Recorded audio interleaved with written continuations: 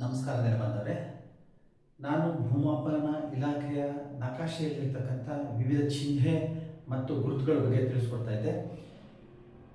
ಕಳೆದ ಸಂಚಿಕೆಯಲ್ಲಿ ಅಣೆಕಟ್ಟೆ ಬಗ್ಗೆ ತಿಳಿಸ್ಕೊಡ್ತಾ ಇದ್ದೆ. ಈ ದಿವಸ ಅಣೆಕಟ್ಟೆಯನ್ನು ನಿರ್ಮಾಣ ಮಾಡಲಿಕ್ಕೆ ಸಿದ್ಧತೆ ಬಗ್ಗೆ ನಾನು ತಿಳಿಸ್ಕೊಡ್ತೀನಿ. ಈಗಿನಂತೆ ಬ್ರಿಟಿಷರ ಆಳ್ವಿಕೆಯ ಸಮಯದಲ್ಲಿ ಸಾಕಷ್ಟು ತಂತ್ರಜ್ಞಾನ ಇರಲಿಲ್ಲ. ಲಭ್ಯ ತಂತ್ರಜ್ಞಾನವನ್ನು ಬಳಸಿಕೊಂಡು ಅನೇಕ ಅಣೆಕಟ್ಟುಗಳನ್ನ ಈಗಾಗಲೇ ಅವರು ನಿರ್ಮಾಣವನ್ನು ಮಾಡಿರ್ತಾರೆ.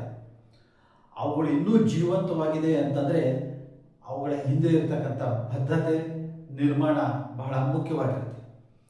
ಯಾವುದೇ ಒಂದು ಅಣೆಕಟ್ಟೆಯನ್ನು ನಿರ್ಮಿಸಬೇಕಂತಂದರೆ ಹಲವಾರು ಅಂಶಗಳನ್ನು ಪರಿಶೀಲನೆ ಮಾಡಬೇಕಾಗ್ತದೆ. ಅವುಗಳೆಂದರೆ ಮೊದಲನೇದಾಗಿ ಭೌಗೋಳಿಕ ಅಂಶ, ಅಂದರೆ ಎಲ್ಲಿ ಅಣೆಕಟ್ಟನ್ನು ನಿರ್ಮಿಸಬೇಕು ಅನ್ನೋದು ಬಹಳ ಮುಖ್ಯವಾಗ್ತದೆ. ಉದಾಹರಣೆಗೆ ಅಣೆಕಟ್ಟನ್ನು ನಿರ್ಮಿಸ್ತಕ್ಕಂಥ ಸ್ಥಳ ಕಣಿವೆ ಅಂದರೆ ವ್ಯಾಲಿ ಆಗಿದ್ರೆ ತುಂಬ ಅನುಕೂಲ ಆಗುತ್ತೆ. ಯಾಕೆಂದರೆ ಈ ರೀತಿ ನದಿ ಹರಿತಾ ಇದ್ರೆ ವ್ಯಾಲಿ ಪ್ರದೇಶದಲ್ಲಿ ನದಿಯ ಅಗಲ ತುಂಬ ಕಡಿಮೆ ಇರುತ್ತೆ. ಇದರಿಂದಾಗಿ ಡ್ಯಾಮ್ನ ಉದ್ದ ನಮಗೆ ಕಡಿಮೆ ಆಗ್ತದೆ. ಇದರಿಂದ ನಿರ್ಮಾಣ ವೆಚ್ಚವನ್ನು ಕಡಿಮೆ ಮಾಡಬಹುದಾಗಿದೆ. ನಿರ್ಮಾಣ ಎಲ್ಲಿ ಮಾಡ್ತಾರೋ ಅಂತಹ ಪ್ರದೇಶದಲ್ಲಿ ಕಲ್ಲು ಬಂಡೆ ಇದ್ರೆ ತುಂಬಾ ಅನುಕೂಲ ಆಗ್ತದೆ. ಯಾಕೆಂತಂದ್ರೆ ಅಣೆಕಟ್ಟು ನಿರ್ಮಾಣ ಆದ ನಂತರ ಡೆಡ್ ಸ್ಟೋರೇಜ್ ಏನಾಗುತ್ತಲ್ಲ, ನೀರು ಅದರ ವೆಯ್ಟ್ ಬಹಳ ಇರುತ್ತೆ.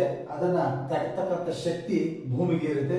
ಮತ್ತು ಸೀಪೇಜ್ ಅಂದ್ರೆ ನೀರು ಜಿನುಗೋದನ್ನು ಸಹ ತಪ್ಪಿಸಬಹುದಾಗಿರುತ್ತೆ. ಈ ಅಣೆಕಟ್ಟು ನಿರ್ಮಾಣ ಪ್ರದೇಶದಲ್ಲಿ ಈ ಹಿಂದೆ ಯಾವುದೇ ಭೂಕಂಪ ಆಗಿರಬಾರ್ದು ಅನ್ನೋದನ್ನು ಸಹ ಪರಿಗಣನೆ ಮಾಡಬೇಕಾಗ್ತದೆ. ನಾವು ಒಂದು ವೇಳೆ ಈ ಅಣೆಕಟ್ಟನ್ನು ನಿರ್ಮಾಣ ಮಾಡಿದ್ರೆ ಎಷ್ಟು ಗ್ರಾಮಗಳ ಜಮೀನು ಮುಳುಗಡೆ ಆಗುತ್ತೆ, ಅವುಗಳಲ್ಲಿ ಎಷ್ಟು ಗ್ರಾಮ ಠಾಣಗಳನ್ನ ನಾವು ಮರುಸ್ಥಾಪಿಸಿ ಅವ್ರನ್ನ ಬೇರೆ ಕಡೆ ಸ್ಥಳಾಂತರಿಸಿ ಅವ್ರಿಗೆ ಜನವಸತಿಯನ್ನ ಕಲ್ಪಿಸಬೇಕಾಗುತ್ತೆ ಅನ್ನೋದನ್ನು ಸಹ ಪರಿಶೀಲನೆ ಮಾಡಬೇಕಾಗ್ತದೆ.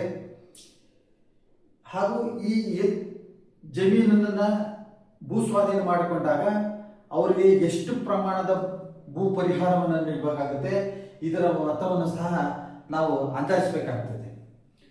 ಮುಳುಗಡೆ ಪ್ರದೇಶದಲ್ಲಿ ಒಂದು ವೇಳೆ ಅರಣ್ಯ ಇತ್ತು ಅಂತಂದ್ರೆ ಇದರಿಂದಾಗಿ ಕಾಡು ಪ್ರಾಣಿಗಳಿಗೂ ಸಹ ತುಂಬಾ ನಷ್ಟ ಆಗ್ತದೆ. ಇದರಿಂದಾಗಿ ಬೇರೆ ಕಡೆಗೆ ಅಷ್ಟೇ ಪ್ರಮಾಣದ ಅರಣ್ಯ ಪ್ರದೇಶವನ್ನು ಮರು ನಿರ್ಮಾಣದ ಬಗ್ಗೆ ನಾವು ಚಿಂತನೆ ಮಾಡಬೇಕಾಗ್ತದೆ. ಈ ಅಣೆಕಟ್ಟೆ ನಿರ್ಮಾಣ ಮಾಡೋದ್ರಿಂದ ಹಿಂಭಾಗದ ಎಷ್ಟು ಭೂ ಪ್ರದೇಶಕ್ಕೆ ನೀರನ್ನು ನಾವು ಉಳಿಸ್ಬೋದು ಅನ್ನೋದ್ರ ಬಗ್ಗೆನೂ ಸಹ ಅಂದಾಜಿಸಬೇಕಾಗುತ್ತೆ. ಇನ್ನು ನಿರ್ಮಾಣದ ವೆಚ್ಚ, ಇದು ಅಣೆಕಟ್ಟನ್ನು ನಿರ್ಮಾಣಕ್ಕೆ ಎಷ್ಟು ಅಂದಾಜು ಹಣ ವ್ಯಯಿಸಬೇಕಾಗುತ್ತೆ ಮತ್ತು ಸಂಬಂಧಪಟ್ಟಂತ ನಿರ್ಮಾಣ ಕಟ್ಟಡಕ್ಕೆ ಸಾಮಗ್ರಿಗಳನ್ನ ಎಲ್ಲಿಂದ ನಾವು ತರಬೇಕಾಗುತ್ತೆ ಅನ್ನೋದ್ರ ಬಗ್ಗೆ ಬಹಳ ಅಂದಾಜು ಮಾಡಬೇಕಾಗುತ್ತೆ.